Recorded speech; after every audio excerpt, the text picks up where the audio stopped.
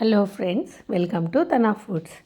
ఈరోజు మన కిచెన్లో రాయలసీమలో ప్రతి శనివారము చాలామంది ఇళ్ళల్లో పులగం చేసుకుంటూ ఉంటారు.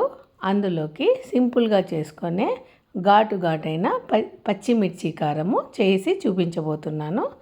అందుకు కావాల్సిన పదార్థాలు: పచ్చిమిర్చి మన క్వాంటిటీకి, మనకు ఎంత పచ్చడి కావాలో అంత క్వాంటిటీకి తగ్గ పచ్చిమిర్చి తీసుకొని కడిగి స్టవ్ మీద కడాయి పెట్టి వేడి చేసి అందులోకి పచ్చిమిర్చి వేసి ఒక 2 స్పూన్లు ఆయిల్ వేసి బాగా వేగనివ్వాలి.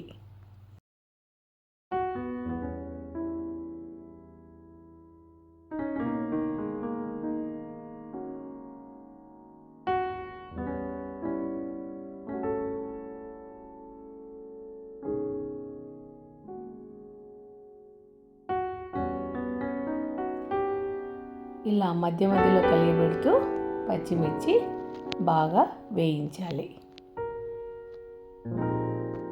మంట సిమ్లో కానీ మీడియంలో కానీ పెట్టుకొని వేయించాలి. సిమ్లో వేయిస్తే ఇంకా మంచి టేస్ట్ వస్తుంది. ఇలా పచ్చిమిర్చి ఈ విధంగా వేయించుకోవాలి. ఇలా బాగా వేయించుకున్న తర్వాత స్టవ్ ఆపేసి ఈ పచ్చిమిర్చి చల్లారపరుచుకోవాలి. బాగా చల్లారాలండి. బాగా చల్లారిన తర్వాత మాత్రమే ఇలా మిక్సీలోకి వేసుకొని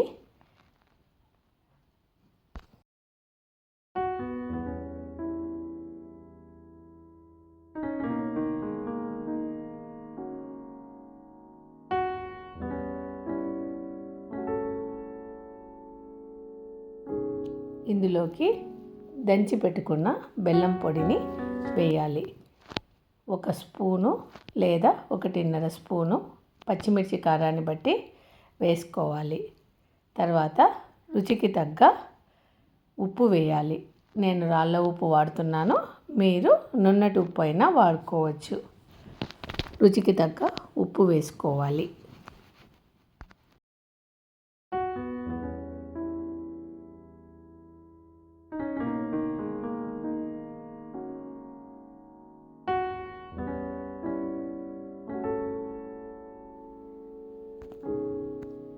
ఇందులోకి 10 లేదా 15 తెల్లవాయలు వేసుకోవాలి. అలాగే కొంచెం చింతపండు వేసుకోవాలి.